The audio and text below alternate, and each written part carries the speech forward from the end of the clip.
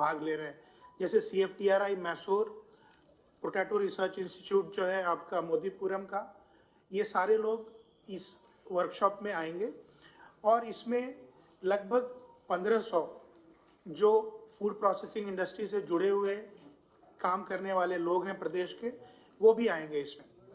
जो prime minister FME scheme जो है, जिसमें फूड मैन्युफैक्चरिंग के लिए MSME को फंड किया जाता है, उनके जो बेनिफिशियरीज हैं जिन्होंने अभी पिछले 1.5-2 सालों में लोन लिया है, वो भी, उनको भी आमंत्रित किया गया है ताकि वो भी आकर देखें कि किस लेवल पे फूड प्रोसेसिंग का काम किया जा सकता है। तो ये बेसिक पर्पस था कि इसको ज़्यादा से ज़्यादा लोगों तक पहुँचाया जाए आपके माध्यम से, इस प्रेस कॉन्फ्रेंस का ये मकसद था। अब मैं आपको थोड़ा सा फूड प्रोसेसिंग इंडस्ट्री के महत्व के बारे में बताना चाहूँगा।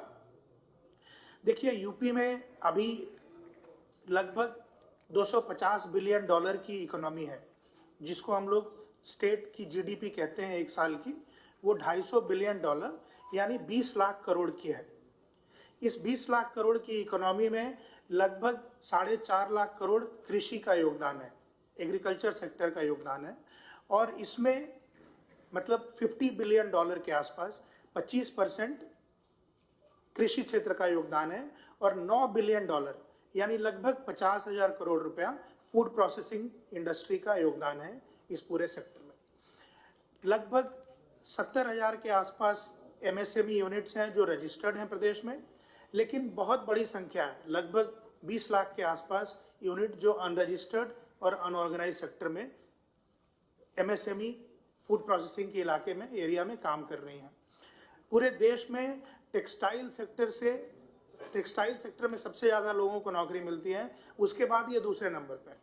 फूड प्रोसेसिंग और MSME का जो सेक्टर है, ये पूरे देश में दूसरे नंबर का रोजगार देने का एक सेक्टर है, और ख़ास करके यूपी में इसका बहुत ज़्यादा रेलिवेंस और बहुत ज़्यादा इम्पोर्टेंस है, क्योंकि यूपी लगभग 15 एग्रीकल्चरल प्रोड्यूस के प्रोडक्शन में नंबर 1 के स्थान पे है। गेहूं, पूरे देश का 34% गेहूं उत्तर प्रदेश में होता है। आम, पोटैटो, कॉलीफ्लावर, वाटरमेलन, इस तरह से 15 उत्पाद ऐसे हैं कृषि के जिसमें यूपी नंबर 1 पे पूरे देश में आता है। फूड प्रोसेसिंग का जो एक बहुत बड़ा रोल है वो रोजगार देना है, और गैर सीजन में उन पदार्थों को उपयोग के लिए अवेलेबल कराना भी है। तीसरा, एक्सपोर्ट में इसका बहुत ज़्यादा इम्पोर्टेंस है। रॉ चीज़ें बहुत कम एक्सपोर्ट हो पाती हैं, अगर आप गेहूं चावल छोड़ दें तो उसके अलावा बाकी चीज़ें रॉ एक्सपोर्ट करना मुश्किल होता है, इसीलिए प्रोसेसिंग का एक बहुत बड़ा योगदान एक्सपोर्ट में भी है। और आप जानते हैं कि जो सरकार ने 1 ट्रिलियन इकोनॉमी का एक टारगेट रखा हुआ है, वो अचीव नहीं किया जा सकता है अगर हम लोग अपना सारा उत्पाद अपने ही एवं कंज्यूम करते रहें। हमें जरूरी है अब दूसरे प्रदेशों में बेचना, दूसरे देशों में बेचना, ये इसका बहुत ज़रूरत है, और उसमें फूड प्रोसेसिंग का बहुत बड़ा योगदान है। अब मैं अनुरोध करूंगा जो इंडियन इंडस्ट्री एसोसिएशन के अग्रवाल साहब हैं कि वो अपनी बात आपके सामने रखें। Thank you. सभी पत्रकार बंधुओं का बहुत बहुत स्वागत है। जब हम बात करते हैं $1 ट्रिलियन तक पहुंचने की सन 2027 तक, किसी भी हालत में जब तक MSME, हम उद्यमी भाई किसानों के पास तक नहीं पहुंचेंगे, हमारी इंडस्ट्रीज खेतों तक नहीं पहुंचेंगी, हम लोग ब्लॉक स्तर तक नहीं जाएंगे, ये सपना पूरा नहीं होगा। हम चाहते हैं हमारे किसानों का उत्पाद का मूल्य डॉलर में मिले। डॉलर में जब मिलेगा जब उनके उत्पाद एक क्वालिटी प्रोडक्ट बनने के साथ साथ उसको ठीक से हम लोग प्रिक्योर कर पाएँ। अभी क्या होता है कि जैसे मैंने बहुत अच्छा आम हो गया, बहुत अच्छी चीज़ें हो गई, लेकिन उसको प्रिक्योरमेंट प्रॉपर नहीं हो पाता। प्रॉपर प्रिक्योरमेंट होगा तो ये क्वालिटी कहीं तक भी जाएगी, उसकी कीमत डॉलर में मिलेगी। आज 22 करोड़ से ज़्यादा हम लोग हैं, हम एक मार्केट बन के रह गए हैं। विश्व के 5वें सबसे बड़े देश के रूप में उत्तर प्रदेश है। सबसे ज़्यादा कंज्यूमर हमारे पास है। उत्पादन हमारे यूपी में होता है। माल वो सारा गेहूँ, मक्का, बाजरा, मेंथा सब कुछ चला जाता है गुजरात, महाराष्ट्र, वहाँ जाके पार्ले जी के बिस्कुट बनते हैं। बनाने वाले श्रमिक यूपी के हैं, बिकने के लिए फिर यूपी में आता है। नहीं, ऐसा नहीं होना चाहिए। अब होगा कि हमारी फैक्ट्रियाँ, आलू अगर होता है पुआई में या मुक्का होती है अपनी किसी तहसील में, उस जगह फैक्ट्रियाँ लगें, तभी हम उसका जितना ट्रांसपोर्टेशन का मूल्य कम कर पाएंगे। उतना ही किसानों को उसकी ज़्यादा फायदा मिलेगा। हाँ, यहाँ भी नहीं, कानपुर में देखिए उसकी एंसिलरी यूनिट है, मेन एंसिलरी यूनिट मतलब जैसे लोगों ने किराए पे ले रखी है, बस उस पर लीज पे ले रखी है, लेकिन मेनली खाली अकेली कानपुर में नहीं है, सब जगह है। तो आज से मैं खाली एक उदाहरण दे रहा था कि बहुत सारी चीज़ें ऐसी हैं जो कि उत्पाद हमारे यहाँ पर होते हैं रॉ मटेरियल और जाते हैं दूसरे प्रदेशों में, वहाँ से बन के उसका तैयार माल यहाँ बिकता है।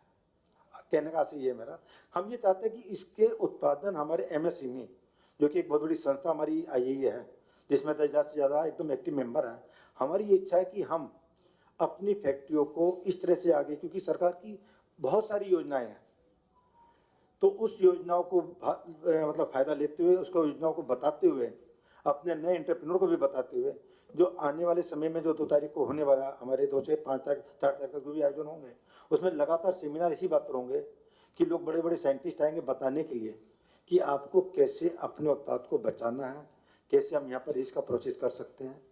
देश विदेश की मशीनों के स्टॉल यहाँ पर आ रहे हैं बताने के लिए कि ये मशीनें आप यहाँ लगाएंगे तो ज़्यादा बेहतर रहेगा। और एक हमारा सपना और सोच और हमारा यही का इच्छा है कि जितने लोग उस दिन वहाँ पर रजिस्ट्रेशन कराएं इस अपनी योजनाओं के तहत, हम उसकी हैंड होल्डिंग करेंगे, फॉलोअप करेंगे, चाहे वो हमारे प्रदेश के किसी भी गाँव के हों। उस दिन जिसका रजिस्ट्रेशन हो गया उसको लोन क्यों नहीं मिल पा रहा है, उसका काम आगे क्यों नहीं बढ़ पा रहा है, इसकी हम हैंड होल्डिंग आइए करेगा, यहाँ से भी होगी, हमारे चैप्टर वाले भी करेंगे। केवल एक मेन मकसद है कि किसी तरीके से हमारे अधिक से अधिक जो लोग काम की तलाश में बॉम्बे, दिल्ली या दूसरी जगह चले जाते हैं, जो बाकी भैया लोग कहलाएं ना, वो भैया लोग यहाँ पर रोजगार दें, बजाय रोजगार पाने के और जाने के धक्के ना खाए, ताकि जरा सी कोई कोरोना हुआ बेचारे लटक के आए ना, यहीं पर रहेंगे, अपने परिवार के साथ रहें, यहीं पर ही रोजगार पाएं और हमारी इकोनॉमी, प्रदेश की इकोनॉमी डेवलप होगी। मेन चीज़ है कि हमारा प्रदेश में हर चीज़ बहुत अच्छी मात्रा में उपलब्ध है, यहाँ के कुशल श्रमिक सब जगह उपलब्ध हैं।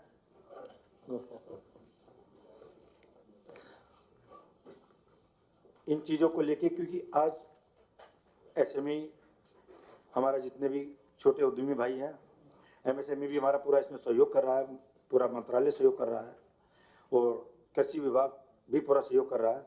इन चीज़ों को देखते हुए एक योजना बनाई गई है कि 2 तारीख से 4 तारीख तक जो भी आयोजन होगा, इसके अंदर 100 से ज़्यादा स्टॉल लग रहे हैं। बहुत सारे बैंक इसमें हम लोगों का सहयोग कर रहे हैं ताकि लोगों को लोन दे सकें। बहुत सारी एजेंसियां आ रही हैं, स्पेशलिस्ट आ रहे हैं ताकि लोगों को बताया जा सके। जैसे सर ने भी बताया, पोटैटो पे क्या बहुत सारी मशीनें और भी तरीके की, कि मक्का से कैसे बनेगा, आलू से क्या बन सकता है, हम मेंथा किस तरह से क्रिस्टल बना सकते हैं, इन सब की मशीनें, बल्कि इवन खेती पर भी ड्रोन से कैसे छिड़काव करके कैसे अपने बचाया जा सकता है, उन सब चीज़ों के अलग अलग स्टॉल लगेंगे बताने के लिए कि हम अपने उत्पाद को कैसे बेहतर करें। जब हमारे उत्पाद बेहतर होंगे, क्वालिटी बेहतर होगी, तो निश्चित रूप से हम उसकी कीमत ज़्यादा दे पाएंगे और उससे अच्छी क्वालिटी का हम लोग उत्पादन कर सकेंगे। सबसे बड़ी बात है कि हमारे रॉ मटेरियल प्रदेश में रहें, यहीं इसको माल को तैयार करें, कम से कम ट्रांसपोर्टेशन लगेगी, कम से कम इस बहाने हमारा पॉल्यूशन का भी काफ़ी सुधार होगा कि ट्रांसपोर्टेशन कम होगी तो हमारा विदेशी मुद्रा भी इस बात से बचेगी, तेल में बहुत खर्च करना पड़ता है। Thank you. हम लोगों ने आपको फूड प्रोसेसिंग के रेलेवेंस के बारे में और जो इंडियन इंडस्ट्री एसोसिएशन करने जा रहा है उसके बारे में बताएं। अब अमित आए हुए हैं यहाँ पे, SCS MSME, वो लीडिंग रोल इसमें MSME का है इस वर्कशॉप में, वो आपको अपनी बात रखेंगे। धन्यवाद। 2 से 4 नवंबर के बीच IIA अपना सालाना कॉन्फ्रेंस ऑर्गेनाइज कर रहा है और जैसा आपको अभी बताया गया होगा, 2 तारीख को माननीय मुख्यमंत्री जी उसका उद्घाटन करेंगे और केंद्रीय MSME राज्य मंत्री श्री भानु प्रताप सिंह वर्मा जी भी आएंगे। परसों मेरी उनसे दिल्ली में मुलाकात हुई थी, उन्होंने भी अपनी सहमति दी है और भी डिप्टी चीफ मिनिस्टर साहब, हमारे विभाग के कैबिनेट मंत्री जी भी उसमें रहेंगे।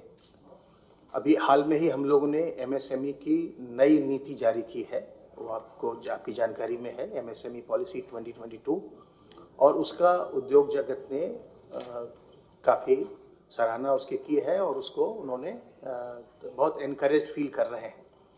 तो हम लोग ये जो भी अब हमारे आयोजन हो रहे हैं उन सबको हम लोग जो फरवरी में प्रदेश का ग्लोबल इन्वेस्टर समिट होने वाला है, हम उससे जोड़ कर देख रहे हैं। और आईआईए के अशोक अग्रवाल जी से और रजनी सेठी जी से और बाकी सभी पदाधिकारियों से हमने अनुरोध किया है कि आप अपने इस सालाना कॉन्फ्रेंस में भी ग्लोबल इन्वेस्टर समिट में कितना इन्वेस्टमेंट आपके मेंबर्स के द्वारा लाया जा सकेगा, उस पर फोकस करिएगा, ताकि हम लोग उसको लिस्ट आउट कर सकें और उसके एमओयूज जो हैं हम समय से रेडी कर सकें। और जो एक प्रदेश का लक्ष्य है कि हम बहुत बड़े स्तर पर इन्वेस्टमेंट स्टेट में लेकर के आए, उसमें एमएसएमई की भी एक बड़ी भूमिका हो, उसके लिए हम इसमें लगातार प्रयासरत हैं। Thank you.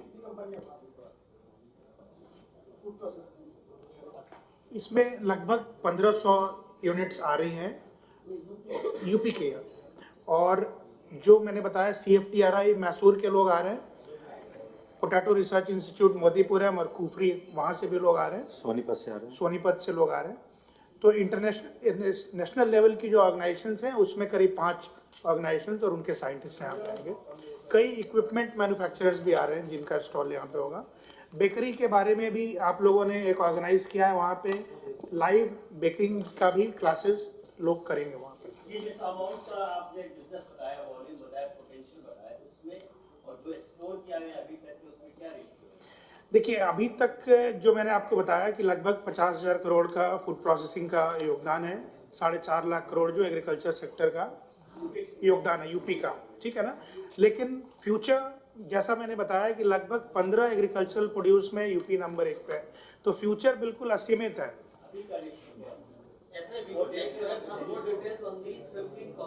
हाँ ठीक है, ये हम आपको देंगे, ये आपको देंगे।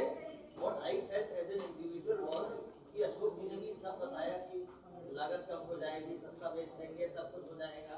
अशोक अग्रवाल जी ने कि हमारे पास इतने कस्टमर्स भी हैं। One major thing which all of us, not him only, all of us we felt was not talking about GDP. The net purpose is that the GDP of the state also has. GDP मैंने आपको बताया कि अभी $250 billion यानी 20 लाख करोड़ का है। मैंने आपको ये बताया था $250 बिलियन और 20 लाख करोड़ का GDP है। इसमें 4.5 लाख करोड़ एग्रीकल्चर सेक्टर का योगदान है, उसमें लगभग 50,000 करोड़ फूड प्रोसेसिंग सेक्टर का $9 बिलियन योगदान है आज की तारीख में।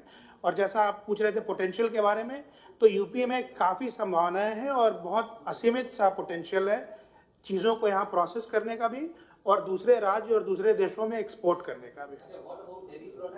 डेयरी इसमें इंक्लूडेड है, डेयरी शुगर इसमें इंक्लूडेड है। ये सारे एनिमल हस्बेंड्री, मीट, एग, ये सारे एग्रीकल्चर सेक्टर में आते हैं। मेजर जो है वो एग्रीकल्चर में फूड क्रॉप का है और उसके बाद 24% के आसपास हॉर्टिकल्चर का है, जिसमें फ्रूट और वेजिटेबल आ जाता है। लगभग 24% के आसपास शुगर इंडस्ट्री का है। शुगर इंडस्ट्री में 35,000 करोड़ का तो सिर्फ वो गन्ना मूल्य भुगतान होता है। उसके बाद जब शुगर और उसके बाद इथेनॉल प्रोसेसिंग वगैरह देखें तो उनका रोल 24% के आसपास आता है।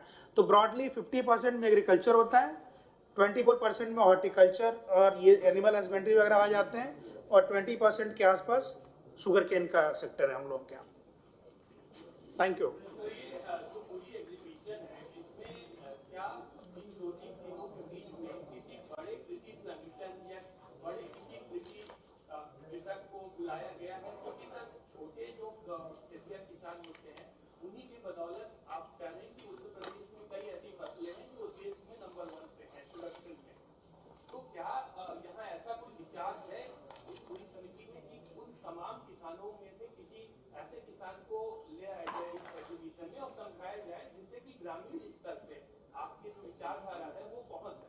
हाँ, इसमें कुछ लीडिंग फार्मर्स को भी इनवाइट किया गया है जो कि एक रोल मॉडल के रूप में अपने इलाके में जाके इस चीज़ को बता सकें। तो इसमें बेसिकली ये एमएसएमई सेक्टर का फूड प्रोसेसिंग से जुड़े लोगों का है, तो डायरेक्ट फार्मर्स का नहीं है, बट लीडिंग फार्मर्स इसमें इन्वाइटेड है। Thank you.